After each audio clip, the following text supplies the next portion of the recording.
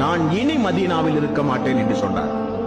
என்ன காரணம் பிலால் அவர்களை என்று கேட்கும் போது, மஸ்ஜித் நபவியில் அஷ்ஹது அல்லா இலாஹ இல்லல்லாஹ் அஷ்ஹது அன்ன முஹம்மது ரசூலுல்லாஹ் என்று பாங்கு சொல்லுகிற சக்தி இந்த உடம்பிலே இல்லை. ஆகவே நான் இந்த மதீனாவை விட்டு வெளியே சென்று ஹிஜ்ரத் செய்து நான் வாழ்கிறேன் என்று சொன்னார். உடனே அபூபக்கர் அவர்களும் எல்லோரும் சேர்ந்து பிலால் அவர்களை சமாதானப்படுத்தினார்.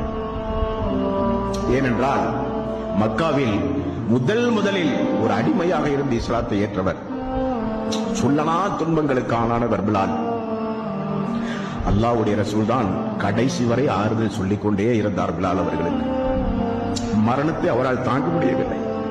ஆகவேதான் வெளியூருக்கு செல்கிறேன், என்னால் முடியாது என்று சொல்லி கடுமையாக போராடினார்.